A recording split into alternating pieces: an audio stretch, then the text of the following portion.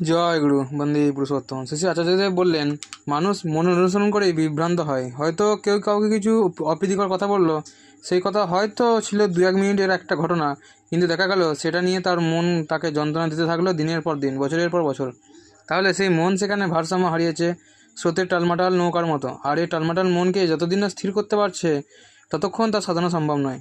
আর যখনই সেই মন সমতায় আসবে, তখন সেসব অপ্রিয় কথাগুলি হজম করে নিয়ে ওই ব্যক্তি যে সে ক্ষমা করে দিতে পারবে। ধরা যাক আপনি আমাকে কোনো জিনিস দিতে চাইলেন, যেটা নিয়ে আমি নিয়ে নিলাম না, তাহলে সেই জিনিসটা শেষমেশ আপনার কাছেই রয়ে গেল। সেরকমই কারো অন্যায্য ব্যবহার যদি আপনি অন্তর থেকে গ্রহণ না করি, তাহলে সেটা তো তারই থাকলো, তাই না? জীবনের ছোট্ট বিষয়গুলি এরকম সহজ করে ভাবুন। এভাবেই অপ্রিয় যা কিছু যদি আমরা ছেড়ে দিতে শিখি, তাহলে আমাদের কর্মীদের মধ্যে প্রেম বাড়বে। জয় গুরু বন্দে পুরুষোত্তম। আজকে শুভাগমন দিবসে আপনাদের জানাই অনেক অনেক শুভেচ্ছা এবং শ্রী ঠাকুরের শ্রীচরণে জানাই প্রত্যেকের মঙ্গল হোক।